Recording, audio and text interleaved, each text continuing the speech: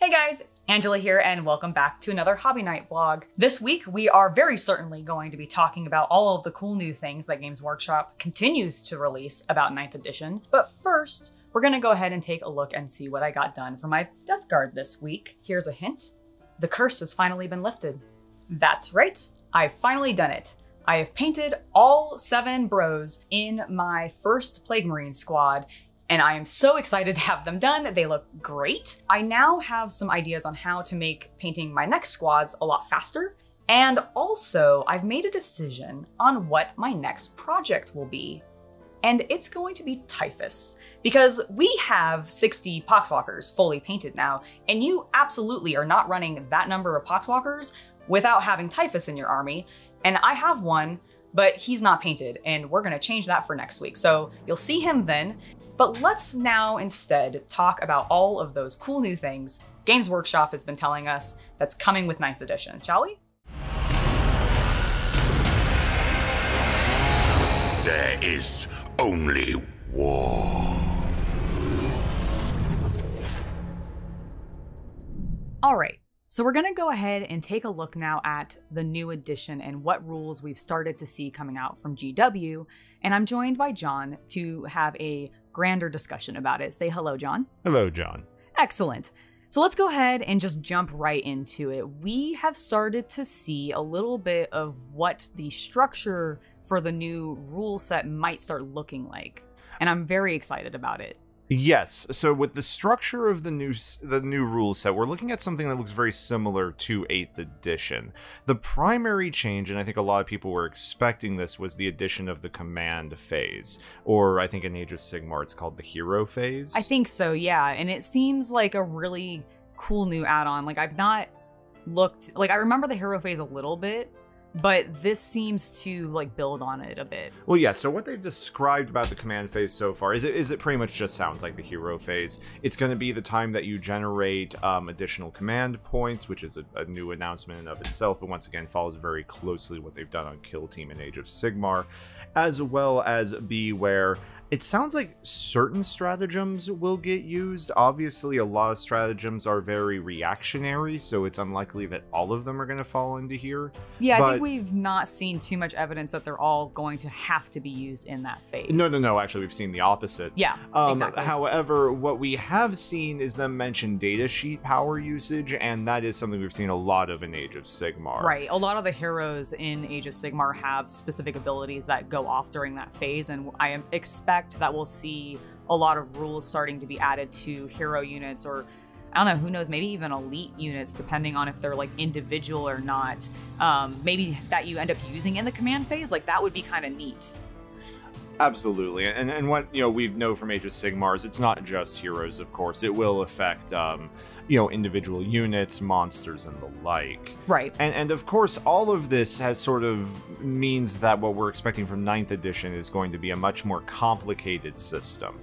GW is like, oh no, it's not going to be that much more complicated. It's going to be more complicated. It's really, really going to be. And it's kind of interesting to see them do this, because 8th edition was really sold as, no, it's 8 pages of rules. It's very simple to get into. It was designed to seemingly try to get either new players or maybe players that had left for like 2 editions, 3 editions or so to try to get back in. And now they're like leveling it up. And I'm curious if that is just because of the outcry from the overall community for something more complex, or just a natural like progression of game design when you basically reset yourself, which is what I feel like 8th edition was, by simplifying everything. And now they're like, okay, we've simplified it.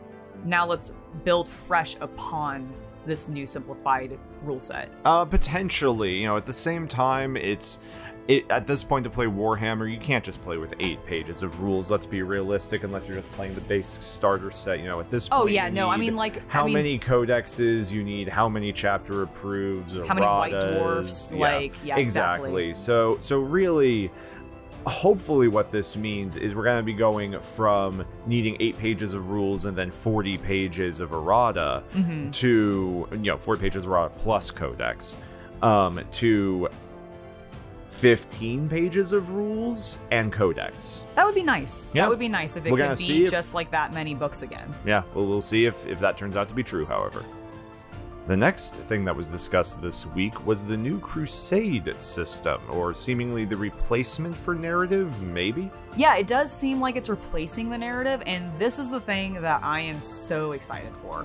I really, really want to build an army based off of it having a narrative and actually like getting battle scars and like wounds and things dying and it mattering and like all of this stuff. So I am the most excited for this part of the new edition. I'm just curious of how well balanced it's actually going to be. Because I know this is not meant for competitive. I'm not trying to claim that it is. Right.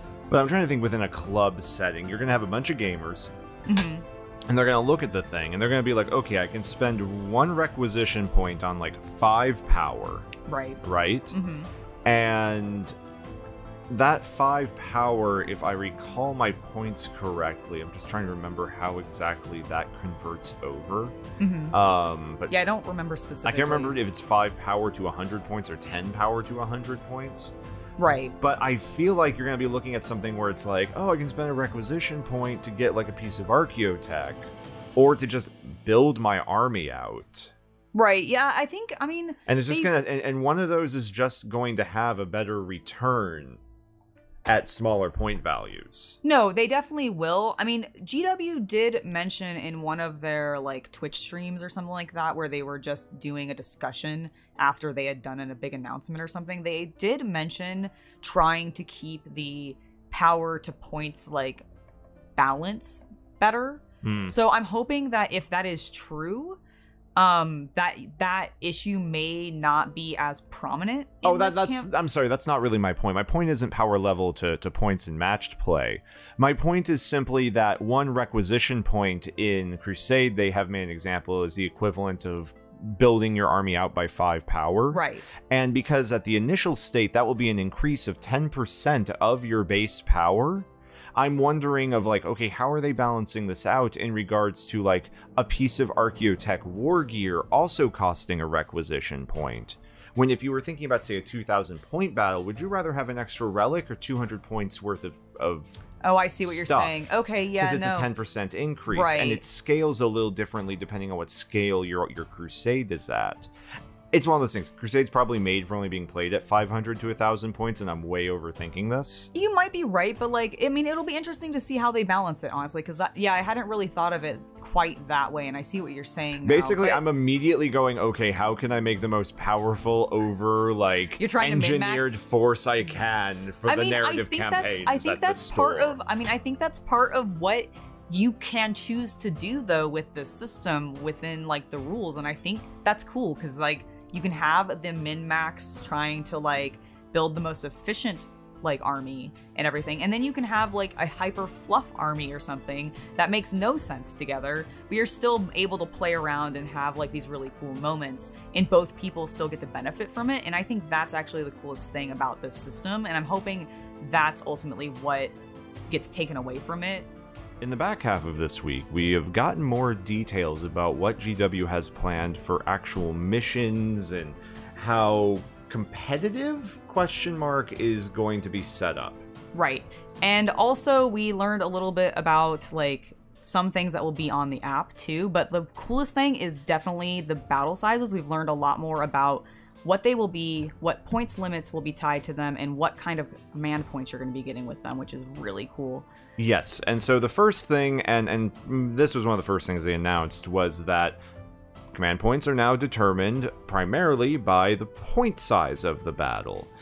This makes sense. It's them trying to get rid of CP batteries. We're sorry, Loyal 32. We'll probably see a reduction in like Space Marine Scouts, that sort of thing, Oh, theoretically. absolutely. But this is also going to benefit like armies though now that like the Custodes, for example, that don't get a lot of CP and can't use a lot of their stratagems, and now they'll actually be able to. So I'm hoping that the armies that do see the reduction, it's not too much depending on what like army size that you're playing at. That being said, though, it does make me wonder at the 1,000-point incursion battle size, because Yeah. I'm at 1,000 points. I believe they have a limit of, 2 detachments, right? Right. Okay, so my 2 detachments at 1,000 points are going to be a Castellan. And some Guard. Beautiful. It's a terrifying 1,000 points.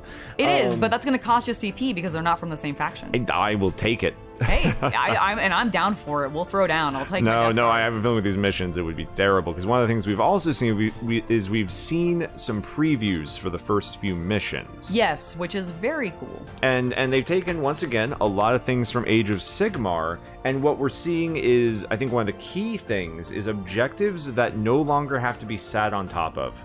Yes, which is very nice. Yeah, I'm not talking about secondaries, we'll talk about secondary objectives in a moment, but what we're talking about is objectives that you got to them, great. It's now yours until the enemy finds it, so your Space Marines or your Tyranids can move the F on. Yes, exactly. And they can not have to sit on it, and they can actually go and do other things. Yes. Which is great, because no one likes having just a unit that you just bring only because you need it to sit on an objective. Yeah, that's not a lot of fun. I am all for that. It means that Space Marines will move more. It gives the Guard reason to actually run Chimeras and maybe some faster transports. And right. Not to mention, like, we're not going to go into detail, but we've heard that Flyers are going to be a lot more usable in the next edition. Right, so like there's a lot of just flexibility with transport. movement and like just getting around the board, which is really cool, and probably will tie into like whatever they're doing with terrain. Yeah, I would love to see transports in the new edition get way cheaper. So that you can just bring them more? Yes, but I want to see weapons on them be way more expensive.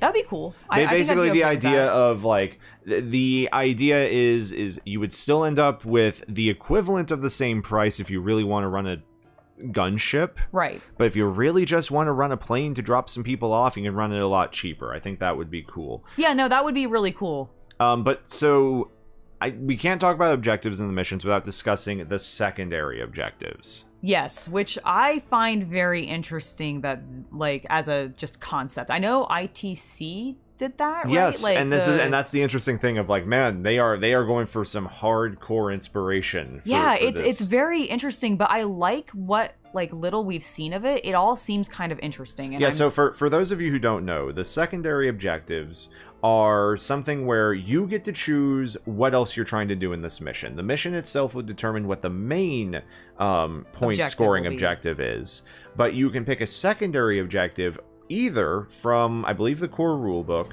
right? From the mission itself will have an optional secondary. Yes, and I think they've said that the codexes will as well. They have. Eventually, the codexes will come with them. We might get some initially. I don't think so. It's unclear right now how exactly they're going to I don't know. adapt I things. imagine that like at minimum we will probably get some on like data cards that come in maybe the starter set that are specific to like those units in the starter set for both the Primaris as well as the Necrons, but we'll see. Yeah, I imagine that could be true. And, you know, all of this is going to mean that, you know, everything in 8th edition has been built around the idea of, since they pushed missions this way, sit on an objective and survive on that objective. Exactly. Right? Like, that's it. Do it for the first 3 turns. Hope that there's either not enough of the enemy left by turns 4, 5, and 6 to score the points back. Right. Yada, yada, yada. Now, I'm hoping we see objectives that are literally about getting your units killed. That would be interesting. Like, you know, you could have something like Death Company for the Blood Angels, where every time a Death Company unit dies in melee, you get like 5 victory points. Because victory points like as a secondary objective, yes. like that you could, that would be really cool. Like if you're running a Death Company army, like you're running Death Company Dreadnoughts and Chaplains and Death Company themselves, you know, and then you take your secondary of like, oh no, this is like a Penance army or something. Sisters of Battle would be cool, like with some of the factions for that same kind of like tactic could be applied to them as well. Yep. So like, yeah, there's a lot of really cool things that you could do. I'm sure there's like really neat stuff you could do for Gene Stealer cults with that, or Tyranids, and all of this really neat stuff. But the secondary objectives seem like they're going to like add just a lot more variety to your gameplay, because you're going to be able to now pick and choose other things that you're trying to accomplish in the game other than just like, I don't know, killing each other, which could be one of the things probably. Like, honestly, it probably will, of just like the total wipeout. That could be one of your secondary objectives, and that's awesome. Those were our thoughts on Games Workshop's previews this week for the new edition. Let me know in the comments what you guys think, and join us on Monday for a look at the original Index Astartes. I'll see you guys then.